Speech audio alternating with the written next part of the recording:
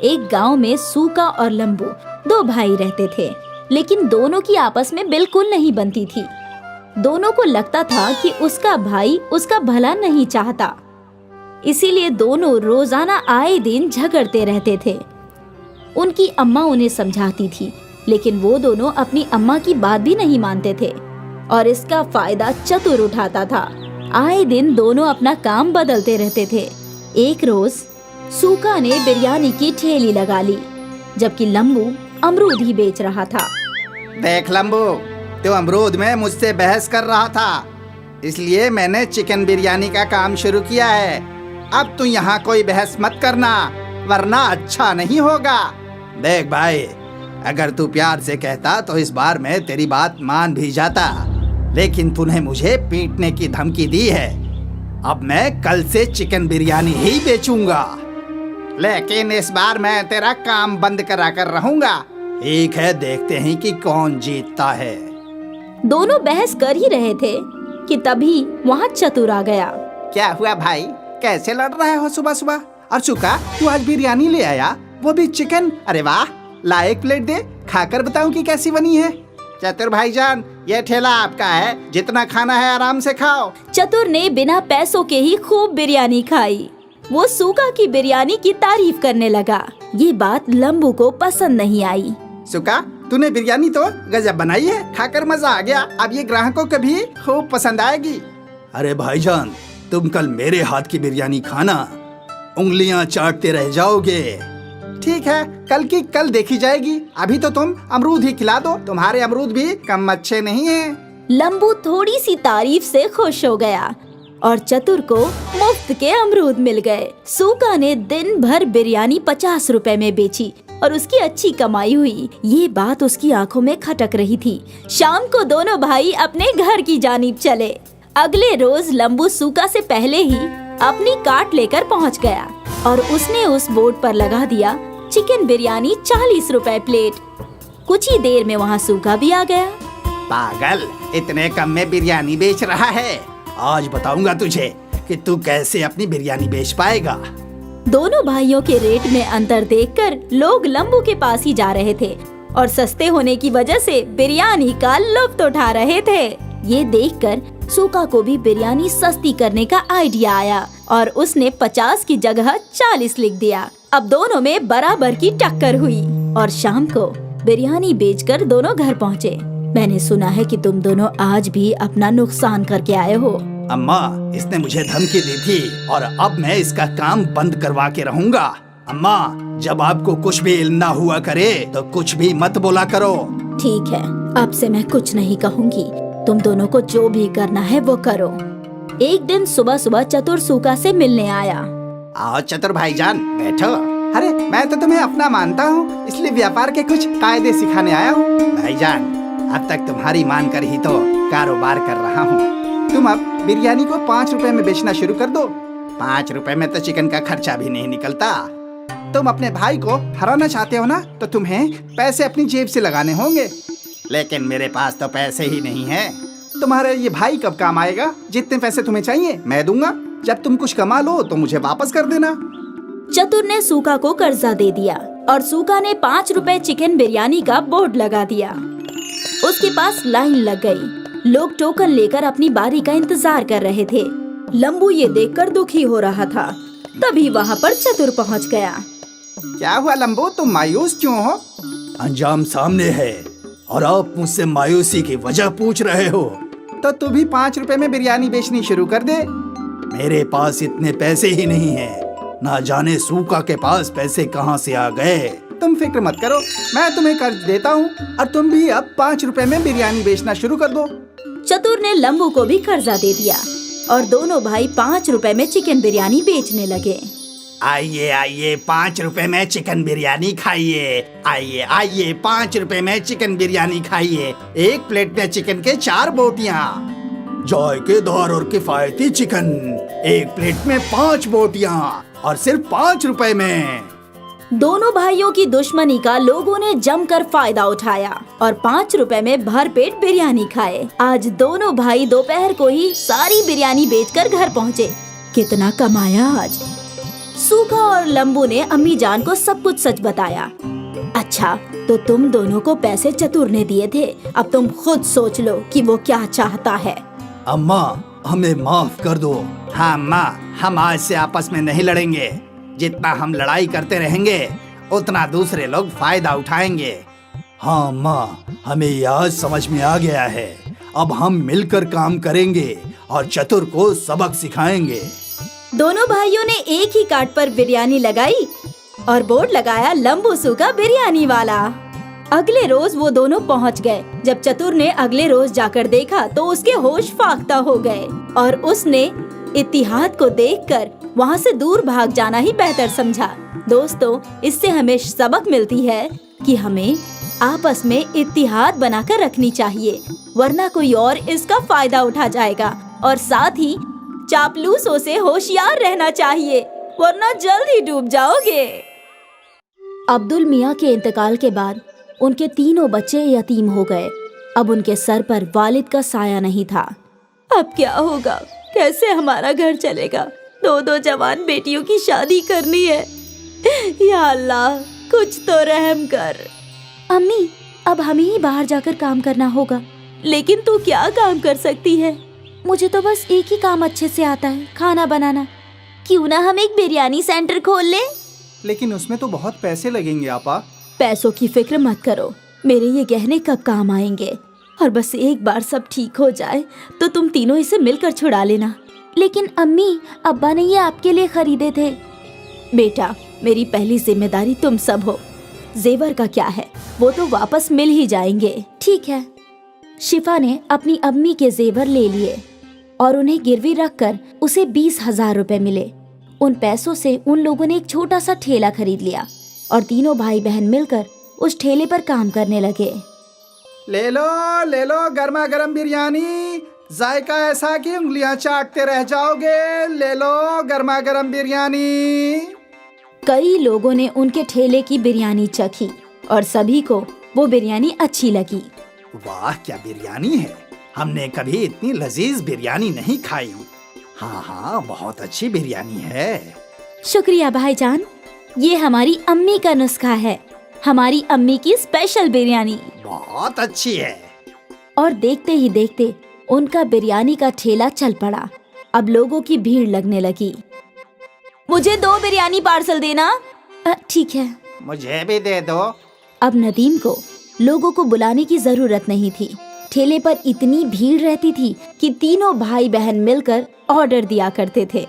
ये लीजिए आपका ऑर्डर। ये आपका। ये आपका। एक माह बाद शिफा अपने कमाए हुए रुपए गिन रही थी। ये लीजिए अम्मी, इस माह का मुनाफा 20,000 रुपए। क्या? आपने सही सुना, 20,000 रुपए। इतने सारे पैसे? हमारी बिरयानी लोगों को बहुत पसंद आती है। ग्राहकों की हमेशा भीड़ लगी रहती है अम्मी। या अल्लाह, तेरा लाख लाख शुक्रिया। तूने मेरे बच्चों को कामयाबी अता फरमाई। शुक्रिया।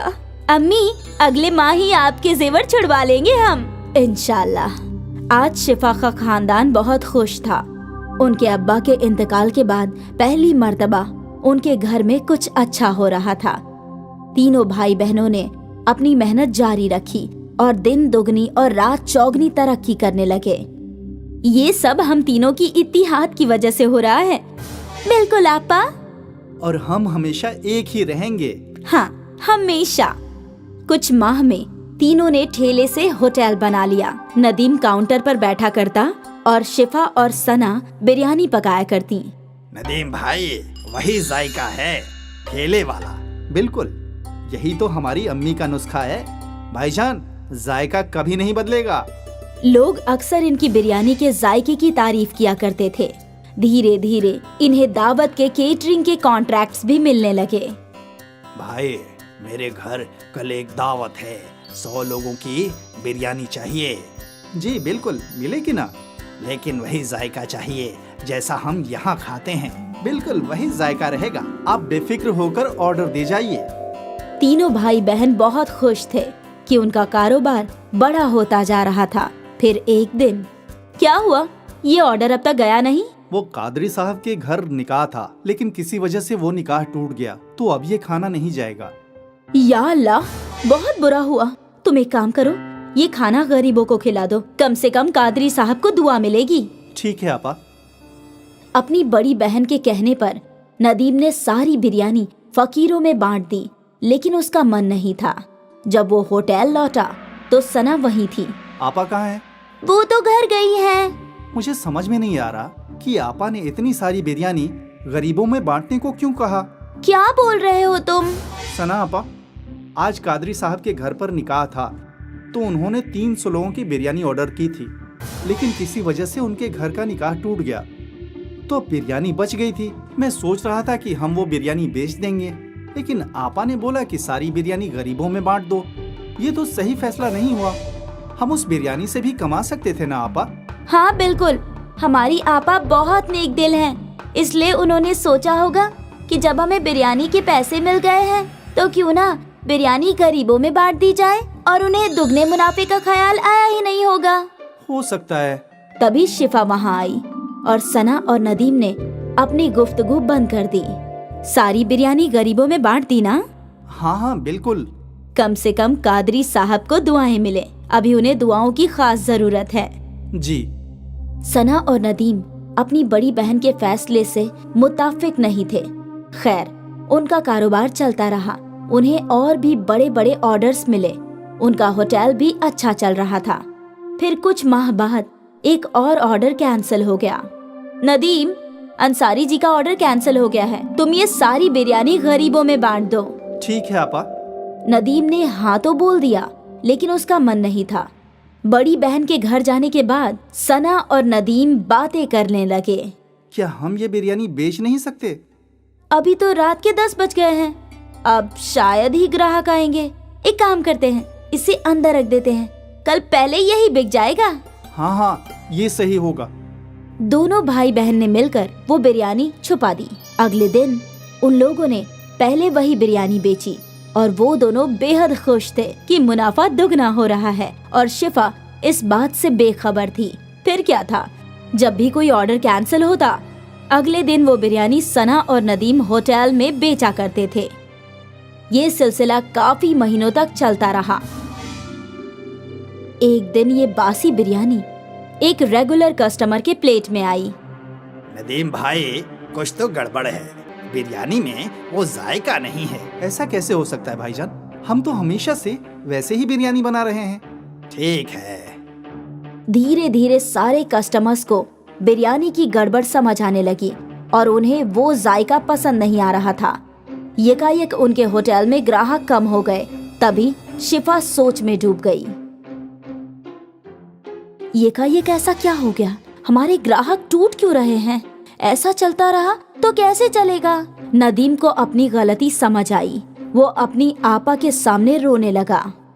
मेरी गलती है, मैंने और सना आपा ने बासी बिरयानी ग्राहकों को खिलाई। क्या? नदीम ने अपनी आपा के सामने सारी गलती कबूल की। ये तूने क्या कर दिया? ज्यादा मुनाफा कमाने के चक्कर में धंधा ही तोड़ दिया। अब हम कैसे ग्राहकों को वापस लाएंगे? हमें माफ कर दीजिए आपा। हमें इल्म नहीं था कि ऐसा कुछ हो जाएगा। तुम्हारे लालच ने सब कुछ बर्बाद कर दिया।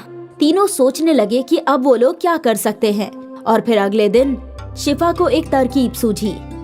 शिफा ने एक तख्ती लिखवाई, हमें माफ कर दीजिए, हमारी गलती की वजह से आपको बासी बिरयानी खानी पड़ी, हम शर्मिंदा हैं, इसलिए अगले 1 हफ्ते तक हम सबको मुफ्त में बिरयानी खिलाएंगे।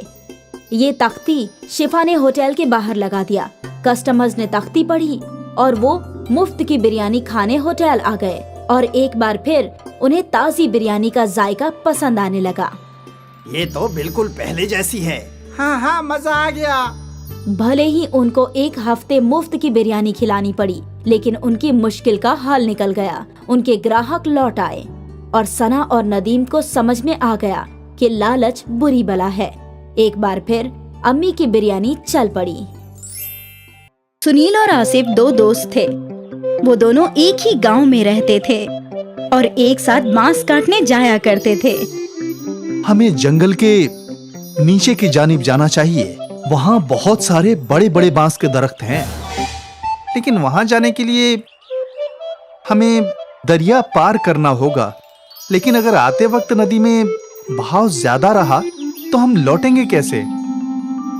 हम तभी उस जानिब जाएंगे जब दरिया का बहाव कम हो और जल्दी जल्दी बांस काट कर लौट आएंगे। ज्यादा लंबे बांस से ज्यादा पैसे हासिल होंगे, वो सोचो। ये भी ठीक है, तो कल ही चलते हैं। अगले रोज से सुनील और आसिफ निचले जंगलों में पहुंचे। यहाँ कितने मोटे मोटे बांस हैं और लंबे भी। सौदागर इनके बहुत अच्छे दाम देंगे।